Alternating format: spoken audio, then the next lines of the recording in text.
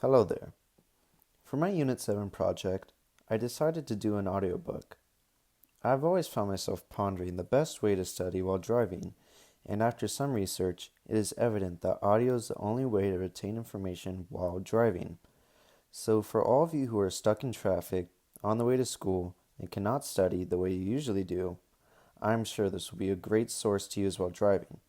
However, this recording is only a summary of Unit 7A, pages 285 to 293, about memory construction, how misinformation, imagination, and source amnesia influence our memory construction, also how real seeming false memories can be. I might talk slow, so make sure to put this a little faster if you want to study just a little bit faster. Good luck, everyone. Myers first starts this section with a mini test to showcase their word memory construction. Picture yourself having this experience. You go to a fancy restaurant for dinner. You are seated at a table with the white tablecloth. You study the menu. You tell the server you want prime rib, medium rare, a baked potato with sour cream, and a salad with blue cheese dressing. You also order some iced tea from the beverage list. A few minutes later, the server returns with your salad. Later, the rest of the meal arrives. You enjoy it all, except the prime rib is a bit overdone.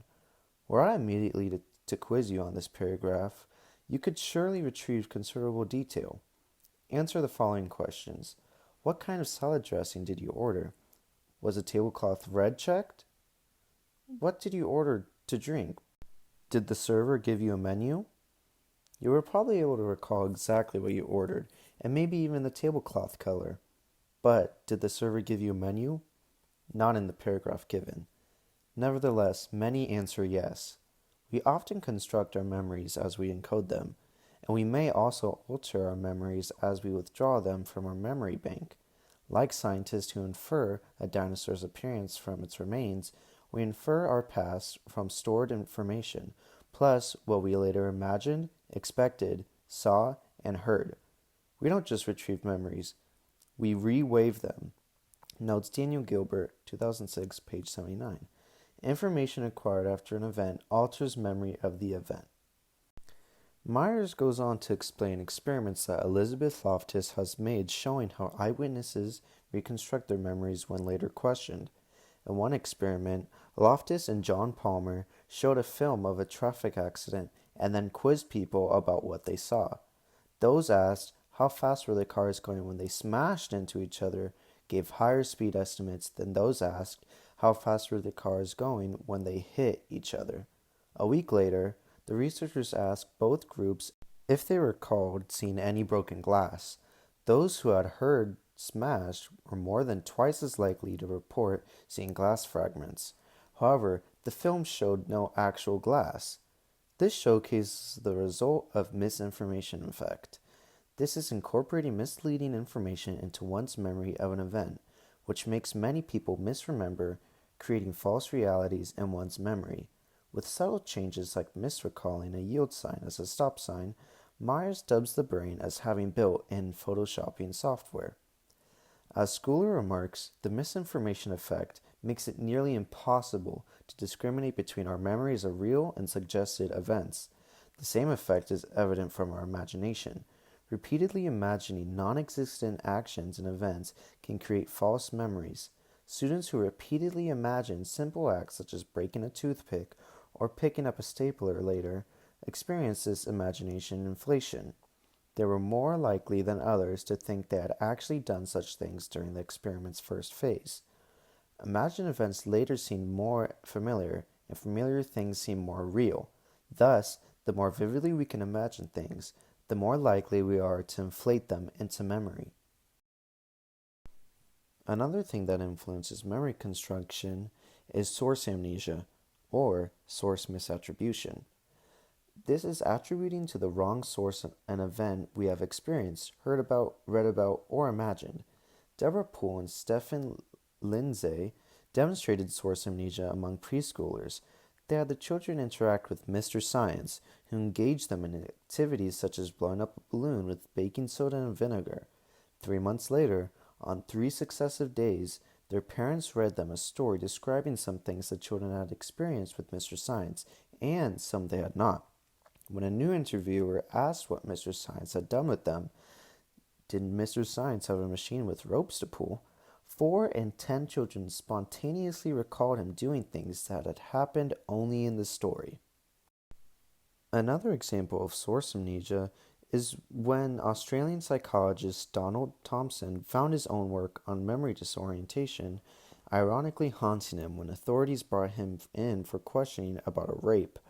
Although he was a near perfect match to the victim's memory of the rapist, he had an airtight alibi. Just before the rape occurred, Thompson was being interviewed on live television. He could have not possibly made it to the crime scene. Then it came into light that the victim had been watching the interview, ironically about face recognition, and had experienced source amnesia, confusing her memories of Thompson with those of the rapist. This was founded by Shader in 1996. Through these findings, many psychologists understand that memory is reconstruction and reproduction. Humans cannot be sure whether a memory is real by how real it is. Also, memories are akin to perception of the past. Like, if one were to recall being happy in a memory, they will view the event as a good and happy experience, even if it was truly sad. One important thing to remember is that memories of imagined experiences are more restricted to the gist of the supposed event, otherwise the associated meanings and feelings, because gist memories are durable. Children's false memories sometimes outlast their true memories, especially as children mature and become better able to process the gist. Thus, therapists or investigators who ask for the gist rather than the details run a greater risk of eliciting false memories. Yet another question Mars goes over are children's eyewitnesses recall. Children can be easily manipulated by adults, as seen in other sections of the book, so should we always believe children? In one study by Cece and Brooke, they had a child choose a card from a deck of possible happenings and an adult then read them from the card. For example, think real hard and tell me if this has ever happened to you. Can you remember going to the hospital with a mousetrap on your finger? After 10 weekly interviews with the same adult repeatedly asking children to think about several real and fictitious events, then a new adult asked the same question. The stunning result, 58% of preschoolers produced false, often vivid, stories regarding one or more events they had never experienced. Given such detailed stories, professional psychologists who specialize in interviewing children were often fooled. They could not reliably separate real memories from false ones, nor could the children themselves. Most children were reminded by their parents several times that the mousetrap incident had never happened, that they had imagined it. Most protested, saying, "But it really did happen. I remember it." Does this mean that children can never be accurate eyewitnesses? No. If questioned about their experiences in neutral words they can understand, children often accurately recall what happened and who did it. When interviews use less suggestive, more effective techniques, even the 4 to 5-year-old children produce more accurate results. Children are especially accurate when they have not talked with involved adults prior to the interview and when their disclosure is made in a first interview with a neutral person who asks no leading questions. One thing to note is that humans do not create memories of anything before the age of 3. This is known as infertile amnesia. This is why the information effect is very controversial when referring to crimes, from those of theft, murder, and rape.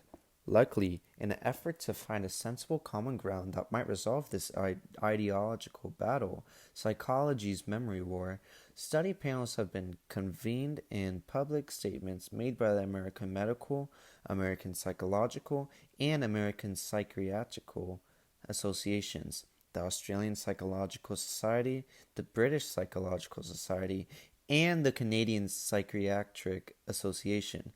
Those committed to protecting abused children and those committed to protecting wrongly accused adults agree on the following statements.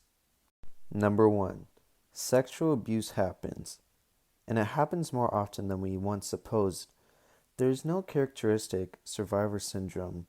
However, sexual abuse is a traumatic betrayal that can leave its victims predisposed to problems ranging from sexual dysfunction to depression. Injustice happens. Some innocent people have been falsely convicted, and some guilty people have evaded responsibility by casting doubt on their truth-telling accusers. Number 3. Forgetting happens. Many of those actually abused were either very young when abused or may have not understood the meaning of their experience, circumstances under which forgetting is common. Forgetting isolated past events, both negative and positive, is an ordinary part of everyday life. Recovered memories are commonplace. Cued by a remark or an experience, we recover memories of long forgotten events, both pleasant and unpleasant. What is debated is whether the unconscious mind sometimes forcibly represses painful experiences, and, if so, whether these can be retrieved by certain therapist-aided techniques. Memories that surface naturally are more likely to be corroborated than are therapist-assisted recollections. Memories of things happened before age 3 are unreliable. As our earlier discussion of infantile amnesia pointed out, people do not reliably recall happenings of any sort from the first 3 years. Most psychologists, including most clinical and counseling psychologists, therefore doubt recovered memories of abuse during infancy. The older a child's age when suffering sexual abuse and the more severe it was, the more likely it is to be remembered. Memories recovered under hypnosis or the influence of drugs are especially unreliable. Age-regressed, hypnotized subjects incorporate suggestions into their memories, even memories of past lives. Memories, whether real or false, can be emotionally upsetting. Both the accuser and the accused may suffer when what was born of mere suggestion becomes, like an actual trauma, a stinging memory that drives bodily stress. People knocked unconscious in unremembered accidents have later developed stress disorders after being haunted by memories they constructed from photos, news reports, and friends' accounts. Improving memory techniques. After listening to the summary of this section, I will now ask you questions which you will answer to yourself to evaluate your learning and what you have remembered. Definitions to remember. What is the misinformation effect?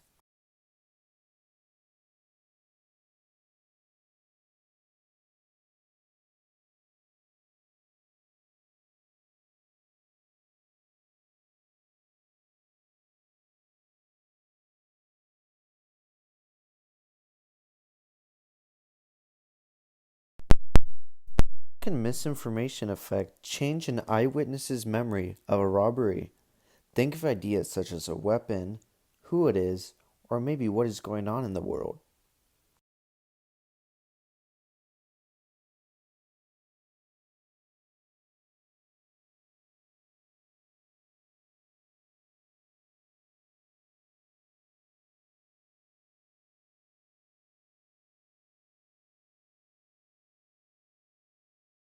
How strong is imagination in regards to how it might affect our memory construction?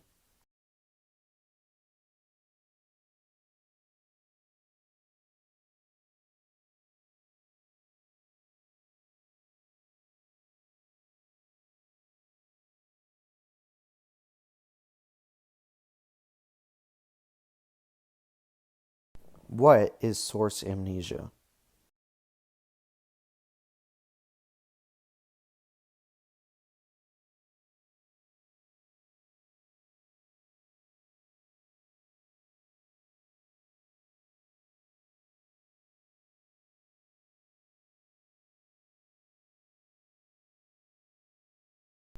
How can source amnesia affect what one remembers of an event?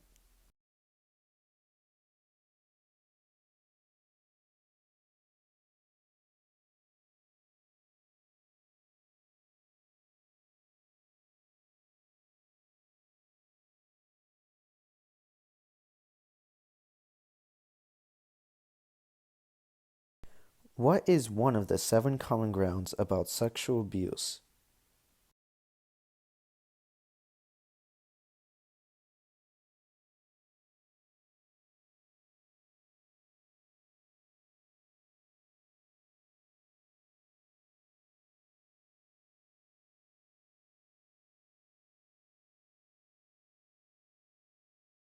What age is considered unreliable to get concrete evidence from?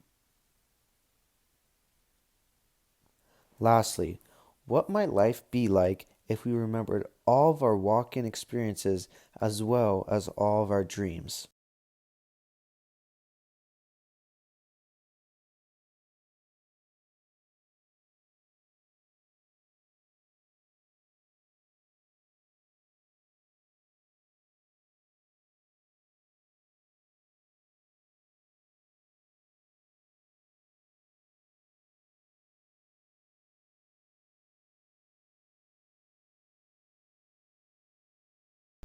After elaborating these questions, you have finally finished this short little audiobook.